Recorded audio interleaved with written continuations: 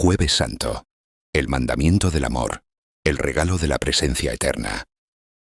La Semana Santa alcanza su corazón palpitante en el Jueves Santo. El sol desciende sobre Jerusalén, marcando el inicio del día judío, y con él la celebración de la Pascua. Para Jesús y sus discípulos, esta no será una Pascua más. Será la última cena juntos antes de la tormenta, una noche cargada de intimidad, enseñanzas profundas, actos simbólicos radicales y la institución de dones que resonarían por toda la eternidad. La preparación misteriosa. Obediencia en lo desconocido. La jornada comienza con una pregunta práctica de los discípulos. ¿Dónde quieres que vayamos a prepararte la cena de Pascua? Marcos 14:12. Querían cumplir con la tradición, asegurar un lugar adecuado para esta comida sagrada. La respuesta de Jesús es intrigante y llena de una serena autoridad divina que parece orquestar los eventos finales. No les da una dirección concreta, sino una señal. Id a la ciudad y os saldrá al encuentro un hombre que lleva un cántaro de agua. Seguidle. Y donde entre decida al dueño de la casa. El maestro dice: ¿Dónde está el aposento donde he de comer la Pascua con mis discípulos? Y él os mostrará un gran aposento alto, ya dispuesto. Preparadla allí para nosotros. Marcos 14:13-15. Era inusual que un hombre llevara un cántaro de agua, tarea típicamente femenina, lo que lo haría fácilmente identificable. Los discípulos, quizás perplejos pero acostumbrados a la sabiduría única de su maestro, obedecen sin dudar. Encuentran todo tal como Jesús les había dicho. Un gran salón en el piso superior, amueblado y listo. La divina providencia había preparado el escenario para la noche más significativa de sus vidas. Esta obediencia a una instrucción velada es ya una primera lección. Seguir a Jesús a veces implica confiar y actuar incluso cuando no comprendemos todos los detalles del plan. El cenáculo. Intimidad y sombras inminentes. Al atardecer Jesús llega con los 12 al cenáculo, ese aposento alto. La atmósfera debió ser una mezcla compleja de emociones. Por un lado, la calidez de la camaradería, la solemnidad de la cena pascual que recordaba la liberación de Egipto, la presencia amada de su maestro. Por otro lado, las palabras recientes de Jesús sobre su inminente sufrimiento y muerte seguramente flotaban en el aire, creando una tensión subyacente, una sensación de despedida inminente. Se reclinan a la mesa, según la costumbre de la época. Comienzan los rituales de la cena pascual, las hierbas amargas, el pan sin levadura, el cordero o su memoria, las copas de vino, las oraciones y los salmos que narraban la historia de la salvación de Israel. Pero Jesús está ya a punto de darle a esta antigua celebración un significado nuevo y eterno. El lavatorio de los pies. La lección radical de humildad y servicio. En un momento inesperado, probablemente durante la cena, Jesús se levanta. Se quita el manto exterior, toma una toalla y se la ciñe a la cintura. Luego vierte agua en una jofaina y ante la mirada atónita de todos, comienza a lavarles los pies a sus discípulos, uno por uno, y a secárselos con la toalla. Este acto era impactante. Lavar los pies polvorientos de los invitados era tarea de esclavos o sirvientes, lo más bajo en la escala social. Que el Maestro, el Señor, aquel a quien reconocían como el Mesías, se arrodillara para realizar una tarea tan humilde era inconcebible. Cuando llega a Simón Pedro, éste reacciona con vehemencia. «Señor, ¿tú lavarme los pies a mí? No me lavarás los pies jamás». Juan 13:6. 8. Es la reacción de alguien que no puede soportar ver a su Señor humillado de esa manera, alguien que aún piensa en términos de jerarquía y honor mundano. La respuesta de Jesús es profunda y tiene un doble significado. Lo que yo hago tú no lo comprendes ahora, mas lo entenderás después. Si no te lavare, no tendrás parte conmigo. Juan 13:7-8. Pedro, al oír que su participación con Jesús depende de ello, cambia radicalmente. «Señor, no solo mis pies, sino también las manos y la cabeza». Juan 13:9. Jesús aclara que quien ya está bañado, simbolizando quizás la fe inicial o el bautismo, solo necesita lavarse los pies, la purificación diaria de los pecados y debilidades acumuladas al caminar por el mundo.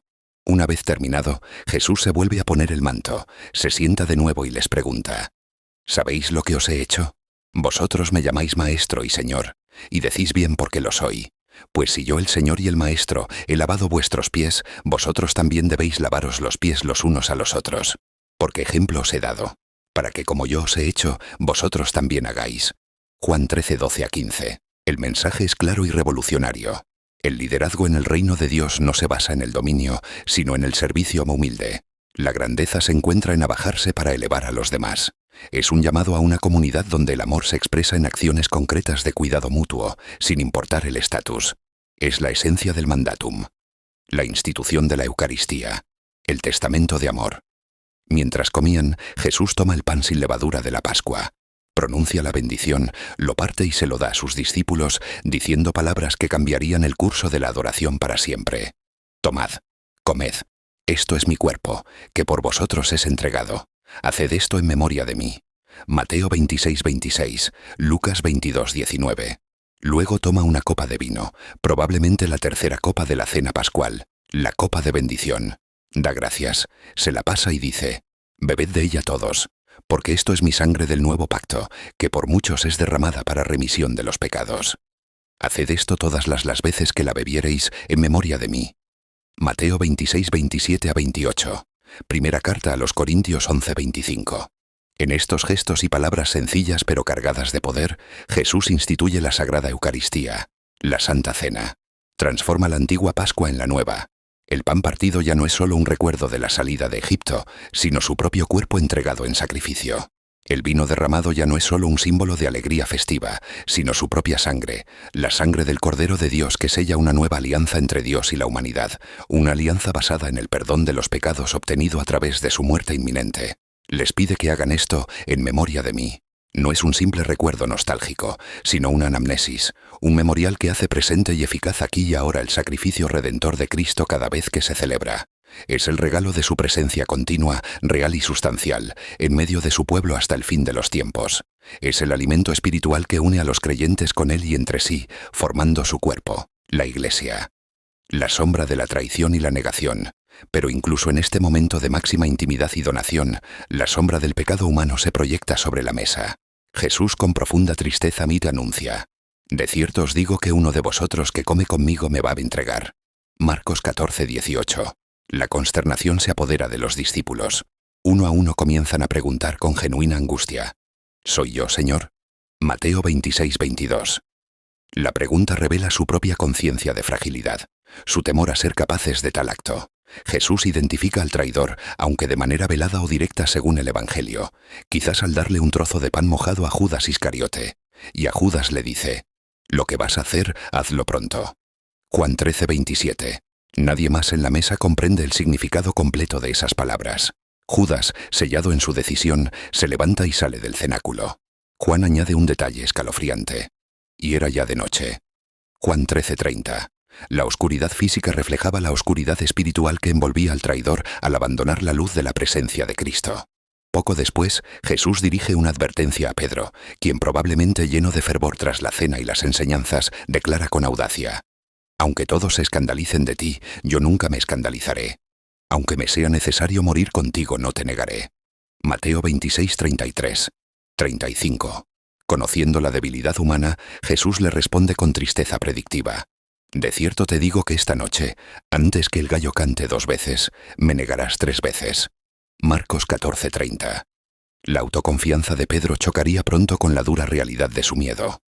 Las últimas enseñanzas. El testamento espiritual. Con Judas ya fuera, Jesús aprovecha estos últimos momentos de intimidad para dejar a sus discípulos un testamento espiritual, conocido como los discursos de despedida, principalmente en Juan 14:17. Les habla del mandamiento nuevo: que os améis unos a otros. Como yo os he amado, que también os améis unos a otros. En esto conocerán todos que sois mis discípulos, si tuviereis amor los unos con los otros. Juan 13:34-35. Este amor, ágape, no es un simple afecto, sino un amor sacrificial, activo que busca el bien del otro, reflejo del amor mismo de Cristo. Les promete el envío del Consolador, el Espíritu Santo, quien les enseñará todas las cosas, les recordará sus palabras y les dará poder para ser sus testigos. Les habla de la unidad vital que deben tener con Él, usando la metáfora de la vid y los sarmientos: permaneced en mí y yo en vosotros. Les asegura que aunque el mundo los odiará, Él ha vencido al mundo y les deja su paz, una paz que el mundo no puede dar.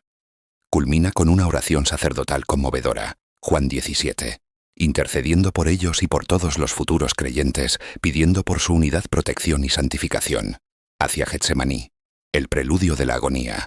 Después de cantar un himno, probablemente los salmos del Ayel Pascual, salen del cenáculo y cruzan el arroyo Cedrón hacia el Monte de los Olivos, dirigiéndose a un huerto llamado Getsemaní. Prensa de aceite. La noche del amor y la comunión da paso a la noche de la agonía y la oración solitaria, el preludio inmediato de la pasión.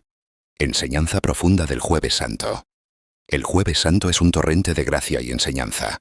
Nos sumerge en el corazón del misterio cristiano. El amor como servicio humilde.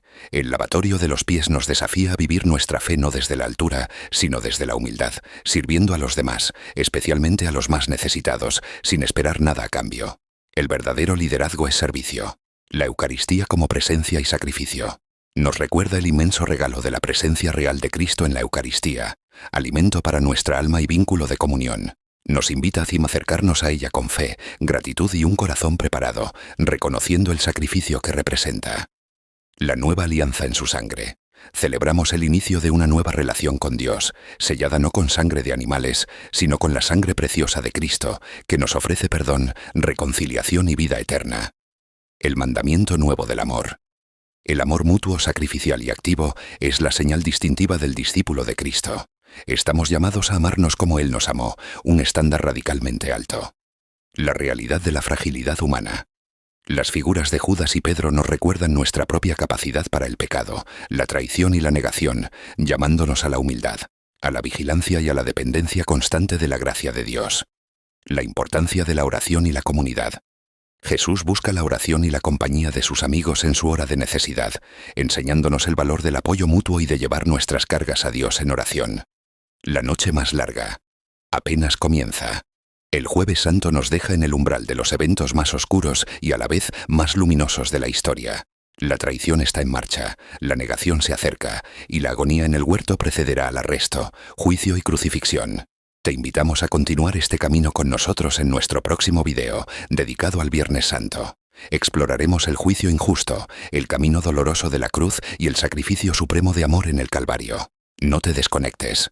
Suscríbete, activa las notificaciones y acompáñanos a contemplar el precio de nuestra redención y el amor insondable de nuestro Salvador. La historia debe ser contada aún hasta el final.